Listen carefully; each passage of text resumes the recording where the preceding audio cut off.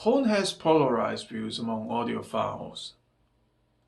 It is probably the most primitive form of speaker, like megaphone tower, and there aren't many speaker manufacturers make horn speakers these days. And many sees horn as a relic. On the other hand, horn is quite common form in ultra high-end market.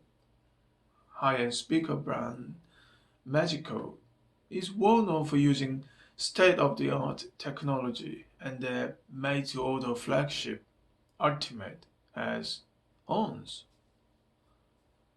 High-end Munich is arguably the biggest audio show on earth, including most exotic ultra high-end exhibitors.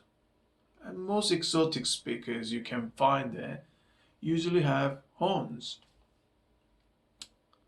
If you look further, all vintage speakers have horns, and prominent brands like JBL and Tannoy are still using horns for their premium product range. This complex bipolarity towards horn puts Klipsh into very unique position. They include horns for all of their speakers, including even soundbars, and they're not super expensive either. Horn is what defines Klipsch. Horn is like Alpha and Omega of Klipsch. They even named their flagship model Klipsch Horn. I reviewed RP600M of Klipsch earlier this year and was quite astonished by its thrilling performance and unique sonic signature, which naturally led me to try out their more serious, expensive Heritage line. My choice was Forte 3 because I thought it was the biggest size my listening room could accommodate. And they are similarly priced with JBL's L100 Classic. Well, at least in the US. I'll talk about it later, which I also reviewed previously. Now, Forte 3 calls for quite a commitment because of its size. It could be argued that the actual size of Forte 3 aren't that bigger than bookshelf speakers with speaker stands. However, some may find Forte 3's visual impact as a burden, but then again, it may be bliss for some who wants big and bold visual presence. Forte 3 is not that fussy with the placement, despite its 15-inch passive radiator at the back panel, but it still requires more effort than JBL L100 Classic. There is one thing that makes Forte 3 easier than L100 though. It does not require any stand, meaning there is no need for lifting the speaker for the stand mounting. There is no level adjustment at the bottom though, which can add unstable placement of the speaker. In order to avoid such unwanted wobbling, application of insulators triangular pinpoint support is highly recommended if the speaker is going to be placed on the hard floor.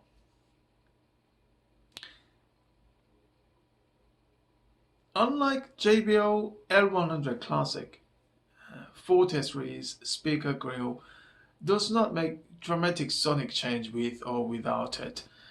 So I guess it's okay to leave grills on if you are more concerned about the damage. And of course, like any quality speaker set, correct polarity does make a big difference for Forte 3 also. As you can see, Forte 3 has two horn units per channel. These horn units are made with plastic and they don't seem to be that sophisticated, like horns of say a Vanguard or a cappella speakers. The good thing is Forte 3 doesn't have that $30,000-$40,000 price tag either. I was worried about the forwardness of horn units, but they can be relatively mellow. Forte 3 can be a small room player, It can be used even in a near field if you can dedicate a room for audio. Forte 3's overall presentation seems a little darker and less direct than L100. I prefer Forte 3's string performance over L100. When it comes to piano, however, L100 was more persuasive. They are pretty similar kinds of speakers otherwise. Big, easy, and yet not dull, thanks to well-constructed 15-inch woofers. The real edge of Forte 3 over L100, by the way, is price. It seems JBL's L100 Classic is so much dearer than Klipsh's Forte 3 outside the US, including where I live. And L100 Classic requires optional stunts, which makes the price gap between them even further. Forte 3 has RP600M's dynamics, that lively sound. The difference is Forte 3 delivers more information and feels more mature than RP600M, and there is that easiness of big speaker sound which RP600M is lacking. While no speaker is perfect, Forte 3 may not be the right choice for people who prefer what current high-end sound attempts to aim, such as almost extreme laser-sharp focusing, momentary intensity, complex gradation, deep soundstage, or sense of crystal clear sidewalls of a stage like being in a chamber hall. There are better speakers for that role, I'm afraid, perhaps at a higher cost. However, this does not mean Forte 3 is any inferior speaker. They're just a different kind of beast. Also, any certain characteristic of audio do not have to be the axiom. What Forte 3 excels is that sense of lively stage. They give more immediate and upfront, yet comfortable, pan-focusing like presentation than conventional high-end sound. I believe this is other valid club sound, and I'm sure there are demands for Forte 3. Perhaps many positive reviews of Forte 3 prove its demand, and I mostly agree with them. Well, thanks for watching.